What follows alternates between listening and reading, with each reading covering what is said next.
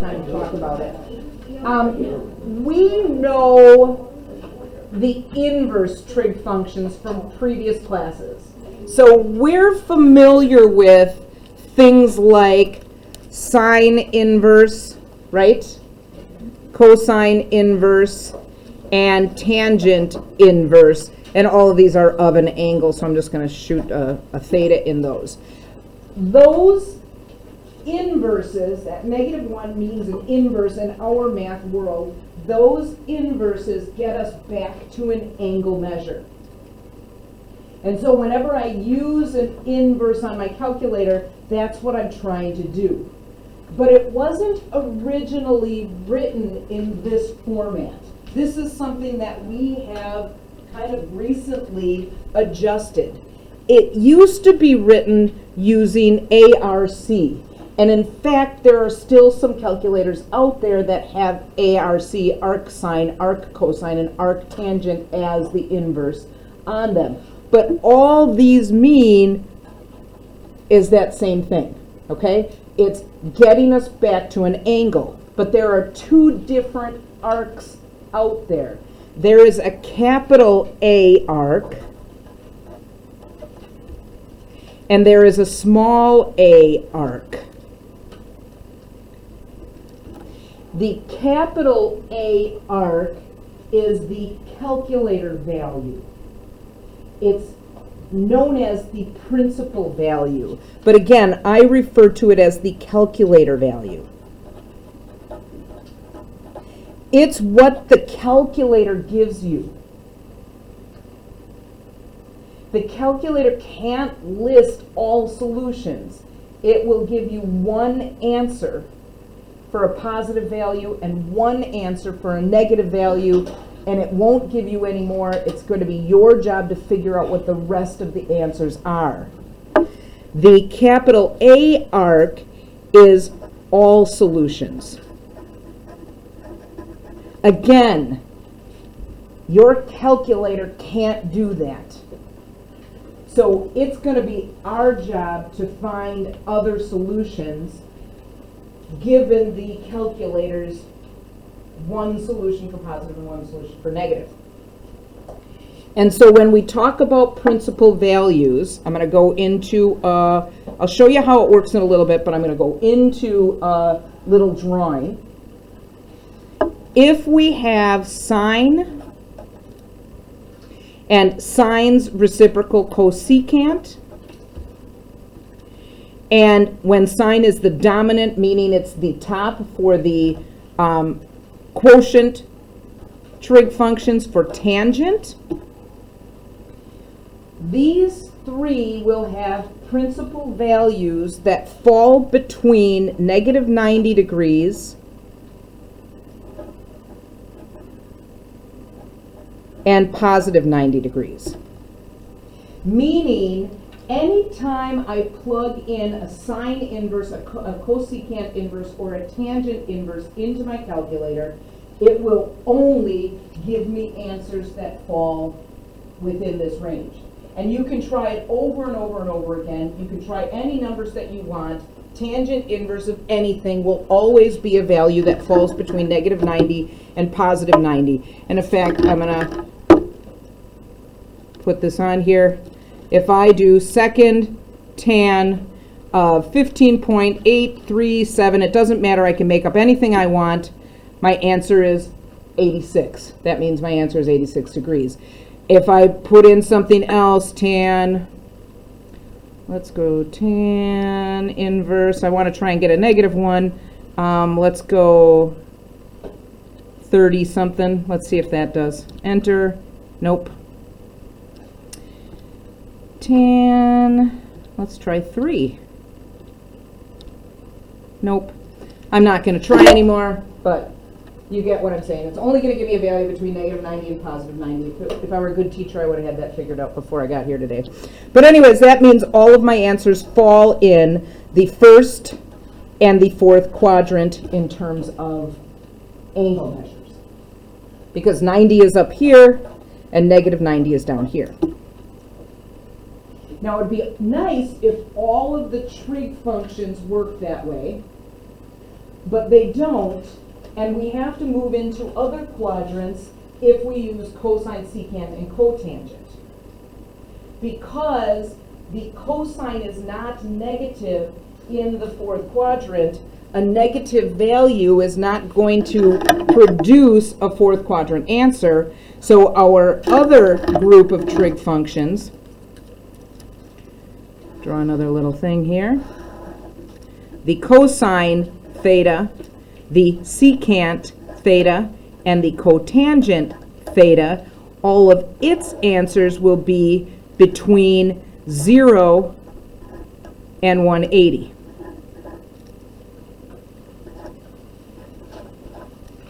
Hi. I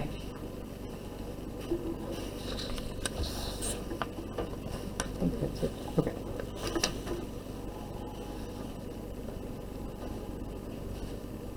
That means, again, the only answers that I am ever going to get from my calculator are going to fall between, if I use the arc, this means if I use my sine inverse, cosecant inverse, tangent inverse, if I use my cosine inverse, my secant inverse, my cotangent inverse, okay? I'll only get values that fall between 0 and 180. But as we know from doing the radians, these are circular functions, and our values can keep repeating themselves and repeating themselves. And again, that's our difference between what we get on our calculator and all possible solutions. And so we're going to have to be the ones that do the figuring. Our calculator is only so smart, all right? So let's do some practice. These are not inverses, these are just values. And so let's make sure that we're comfortable with plugging our stuff in, and then we'll talk about the inverses. So the sine of 10, hopefully you get a decimal point 1736. We'll go to the nearest 10,000th, 10th, 100,000th, 10,000ths. And I don't care if you truncate or round, it doesn't matter. This says round. Truncate means you just chop it off. So whatever I get for my value, I go 4 numbers after the decimal point, and then I cut everything else off. It doesn't matter if it's 5 or higher or 4 or lower. So you can either round or truncate. And that's how we spell truncate, okay? Either one. Cosine of 230, cosine of 230, plug it in. Hopefully you get negative 0.642. Negative 0.642, let's go 8, that's rounded. All right, now I want to talk about these two answers. Why did the first one come out to be a positive value? Why did the second one come out to be a negative value? And I was kind of talking about that a little bit before. A positive value, our calculator will give us one positive value and one negative value, and it has to do with the quadrant that the angle falls. And so 10 degrees is in what quadrant? First quadrant, which means if I take the sine of 10, the cosine of 10, the tangent of 10, I will end up always with a positive value because 10 degrees is in the first quadrant. Where is 230 degrees? Third quadrant.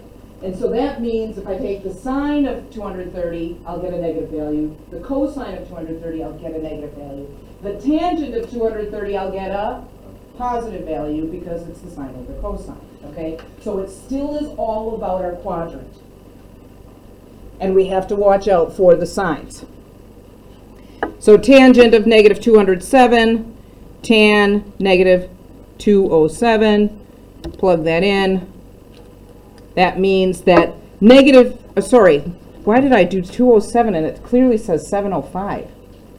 I have some real true issues sometimes. So the tangent of negative 705, that means if I move backwards 705 degrees, I will end up either in the first or the third quadrant, and I know it's in the first or the third quadrant, again, because I end up with a positive value. And that's where the tangent is positive. So 0.2679, we'll call that. What about secant, cosecant, and cotangent if I have to find those values? Some of your calculators have those keys. Did you have a question or you were going to answer me? Yeah. Okay, good. I'll let you in just a second. Some of your calculators have those keys, and if you have a calculator that has that key, go ahead and use it. Especially if you have like a graphing calculator, most of them have it. But, Henry, what do you got to say about this? When you just use one side that and then you put the brackets, cosine. Exactly, yeah. So, this is the reciprocal of cosine. So, this is 1 over the cosine of 786. So what I usually do is I do the cosine of 786, get that answer, and then my calculator has a reciprocal button that looks like this. X to the negative first power is a reciprocal button. Some of your calculators actually have a button that is 1 over X on it. Mine is X to the negative first. Those things equal. But once you get your answer, if you hit that and enter, it will give you your value. And I got 2.45. Does that seem right? Good? Okay. So this is 2.4586 if I'm rounding, 5 if I'm truncating. For the other two, it's exactly the same, except for just reciprocal of sine, reciprocal of tangent. So this is 1 over the sine of negative 274 and 1 over the tangent of negative 540.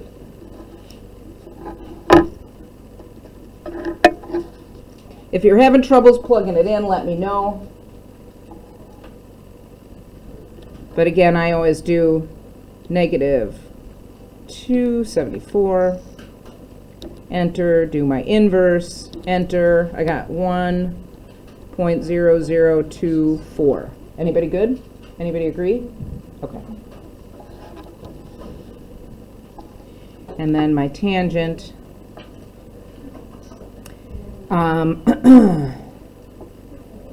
So, tangent, negative 540, enter. Uh-oh, what happened there?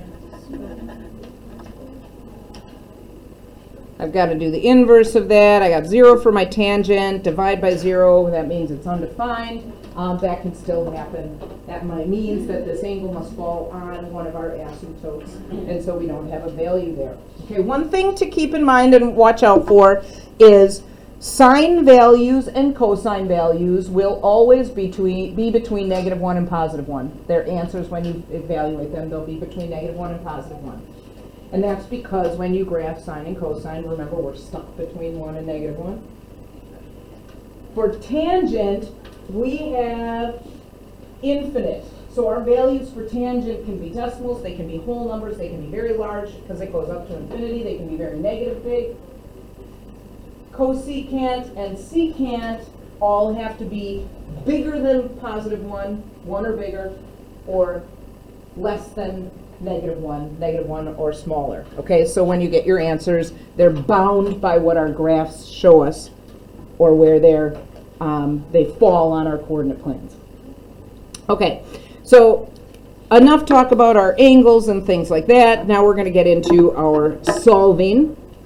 And when we solve, because we are in charge of the calculator, I like to force all of my angles to be first quadrant angles.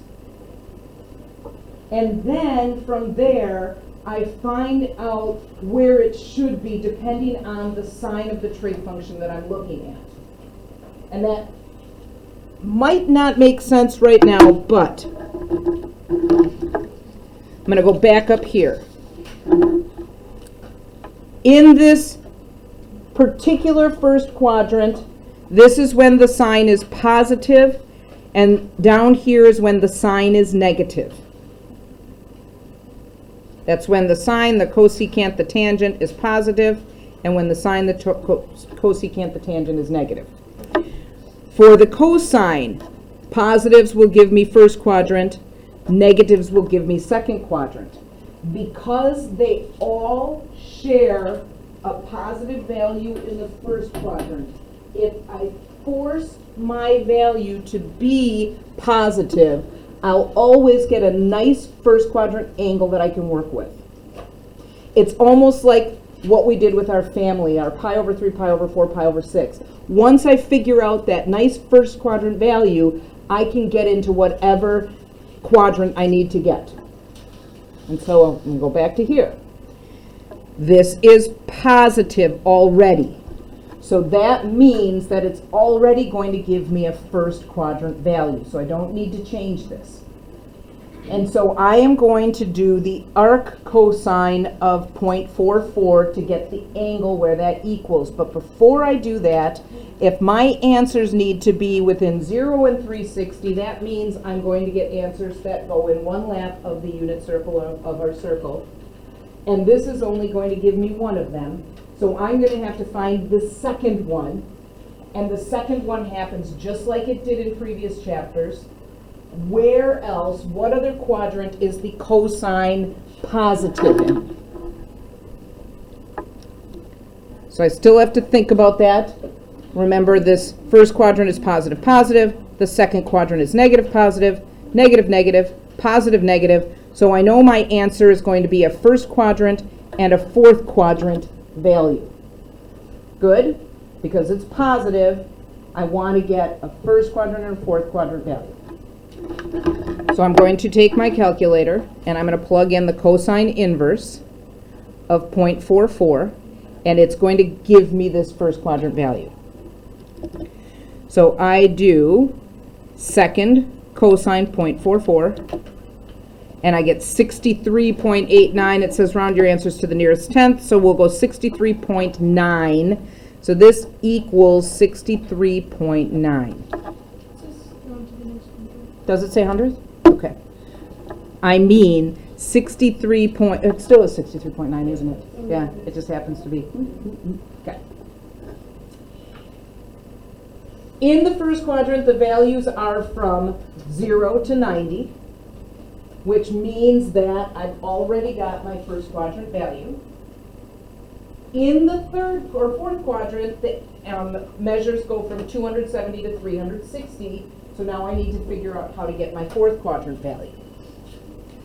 And when I do that, I want to work with the reference angle, and I'm going to go back that amount. So that means to figure this out, I will do 360 minus 63.9 to get my fourth quadrant angle. So my theta is 63.9, and my other theta is whatever I get when I do this subtraction. And it looks like maybe 296.1. Yeah.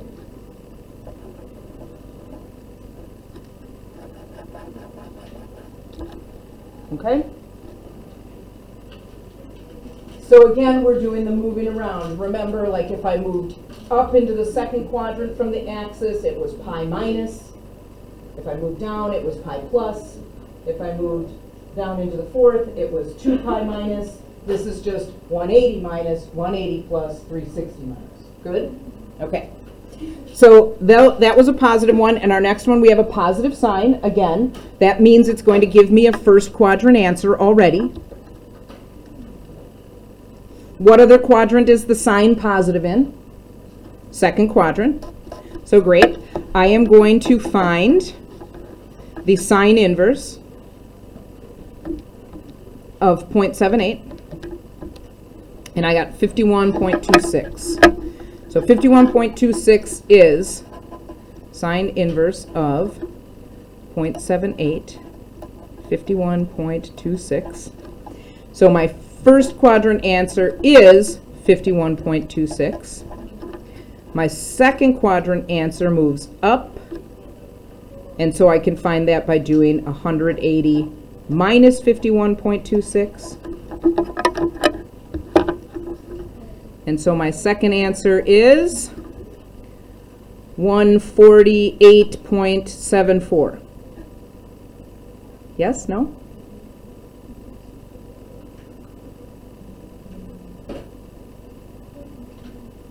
$128? Okay. 0.74. Thank you. All right.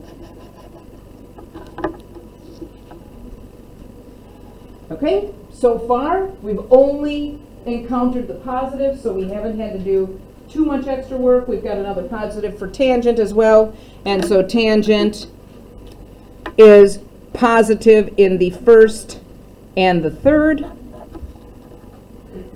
And my answer here is going to give me a first quadrant because that's what the principal values are.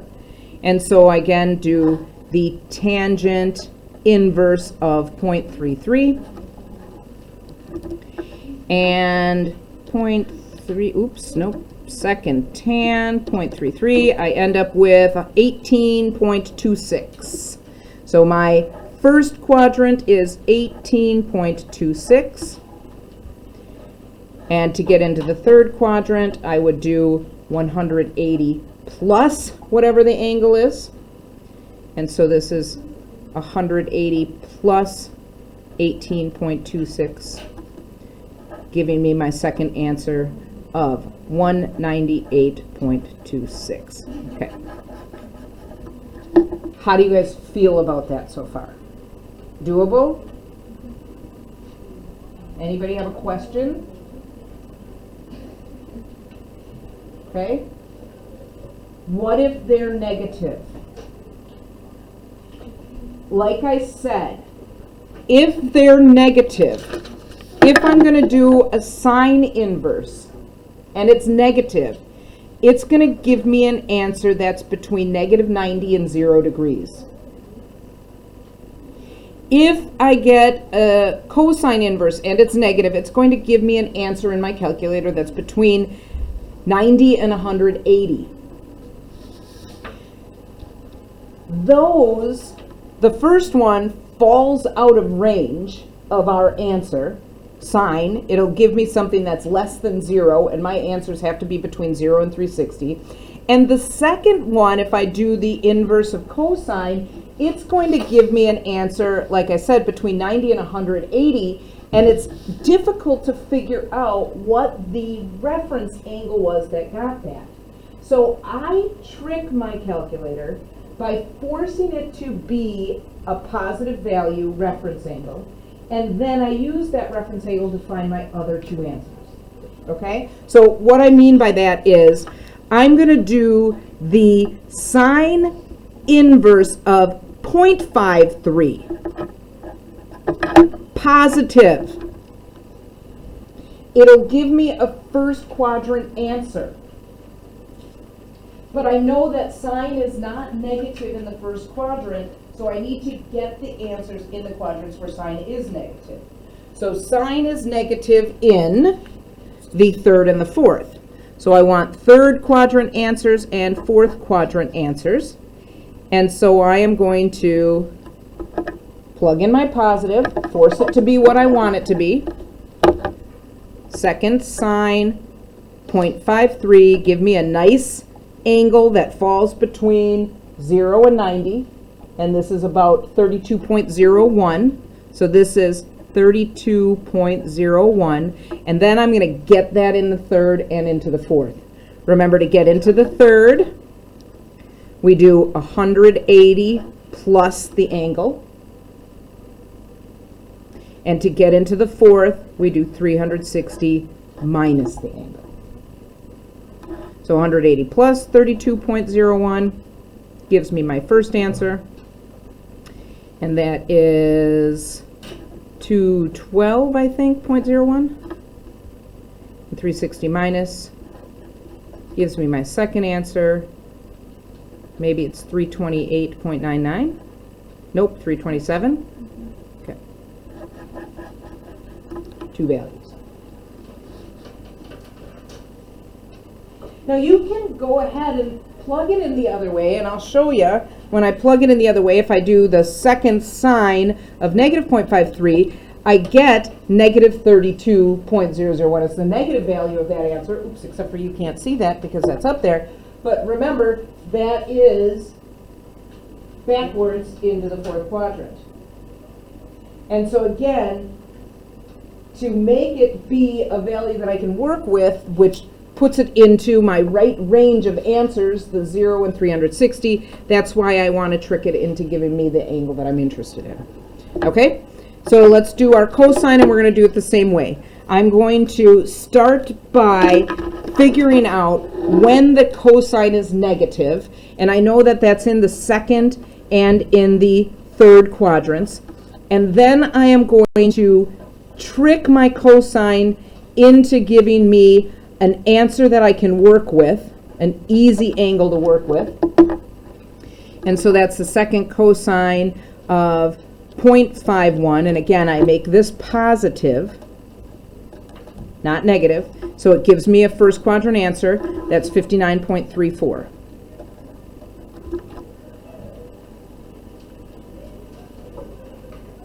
And then I need to get into the second quadrant and into the third quadrant using that reference angle. And so to do that into the second, it's 180 minus, because again, I would go back from here up into the second, back up. So I have to do 180 minus that angle. And then to get into the third, I have to do 180 plus that angle. And again, same thing. I'm here. I want to get into the third. So I would add that reference angle to it. Get my two values.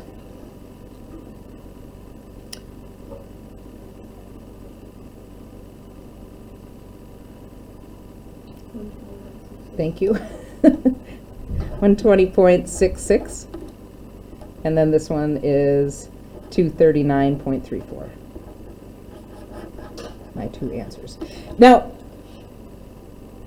some of you might think when we did the cosine or when we did the sine inverse of the negative, we got a negative value, and some of you might think, well, isn't that just easy? We can just make it positive always. Yes, that is true. You can, but the same is not true for the cosine inverse. So if I do the cosine inverse of negative 0.51, like I said, it's a negative. It's going to give me a second quadrant answer. It's too much messing around to try and figure out what the reference angle is to get that. That's why I like to force it to be a first quadrant and then find my angles from there. Then I don't have to think, because this is more than 90 degrees. This is not the reference angle. 180 minus this would give me the angle that I need to put it into the third quadrant. And again, instead of messing around with it, if I make it a first quadrant value, I can figure out where I need to go real easily. No extra math necessary. Okay? All right, so let's do our tangent again. Tangent inverse. Again, I'm going to force it to be positive. Before I do that, where do I want my answers to fall? Second and fourth. Super. So that means I'm going to do 180 minus to get into the second. I'm going to do 360 minus to get into the fourth. And then I will trick this guy into being what I want it to be. I want it to be a first quadrant value, and so that is, I'm plugging it in positive. So I do my tan inverse of 6.5, hit equals, I get 81.25, so it's minus 81.25 minus 81.25, and then I can get my answers. So it looks to me like this is 98.75 and 278.75. Okay, good. My head hurts from doing that math. Whew. All right. Any questions about this? Now, I did a lot of talking about your calculator and about working with it, and today is just sort of practicing, kind of moving around your quadrants with degrees as opposed to the radians that we've been working with. And so for your homework, I should hand that out here. That's all you're going to kind of be doing, is just playing around with those things.